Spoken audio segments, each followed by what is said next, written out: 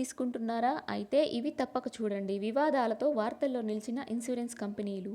మొదటి స్థానంలో star health and allied insurance company. 2024-25 ఆర్థిక సంవత్సరంలో వేల సంఖ్యలో ఫిర్యాదులు వచ్చినట్లు నివేదికలు చెబుతున్నాయి.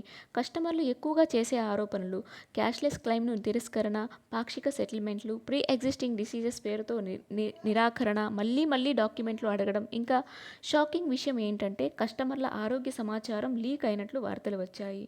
రెండవ స్థానంలో Niva Bupa health insurance company. IRDAI తనిఖీల తర్వాత కొన్ని నియంత్రణలు తీసుకున్నట్లు నివేదికలు వెల్లడించాయి.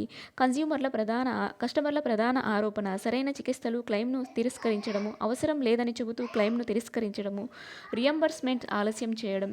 సోషల్ మీడియాలో అనేక ఫిర్యాదులతో వైరల్ అయ్యాయి. కేర్ హెల్త్ ఇన్సూరెన్స్ కంపెనీపై కూడా ఫిర్యాదులు పెరిగాయి.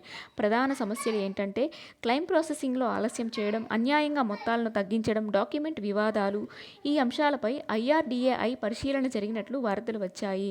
కన్స్యూమర్ కోర్టులో హెచ్చరికలు: కొన్ని కేసుల్లో కన్స్యూమర్స్ కోర్టులు ఇన్సూరెన్స్ కంపెనీలకు గట్టి హెచ్చరికలు జారీ చేశాయి. కోర్టుల అభిప్రాయం: సరైన మెడికల్ క్లెయిమ్ను అనవసరంగా తిరస్కరించకూడదు.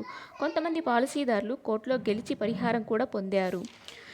ఐఆర్డీఏఐ కొన్ని చర్యలు తీసుకుంది. పెరుగుతున్న ఫిర్యాదులను చూసి insurance regulatory and development authority of India కూడా కఠిన చర్యలు ప్రారంభించింది. ఇన్సూరెన్స్ కంపెనీ సీఈఓల జీతాలను కూడా క్లెయిమ్ స్పందన, గ్రీవియన్స్ హ్యాండిలింగ్ పనితీరు ఆధారంగా నిర్ణయించాలని సూచించినట్లు వార్తలు వచ్చాయి. దీనిని ఇన్సూరెన్స్ రంగానికి పెద్ద హెచ్చరికగా చూస్తున్నారు.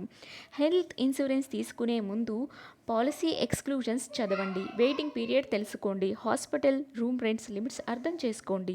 ఏజెంట్స్ మాటనే పూర్తిగా నమ్మకండి. మీ క్లెయిమ్ను తిరస్కరించబడితే ఐఆర్డీఏఐ, ఇన్సూరెన్స్ ఆంబుడ్స్మాన్, కన్స్యూమర్ కోర్ట్ వంటి వాటిల్లో రిపోర్ట్ చేయండి. మీ ప్రాబ్లమ్స్ని రీసాల్వ్ చేసుకోండి.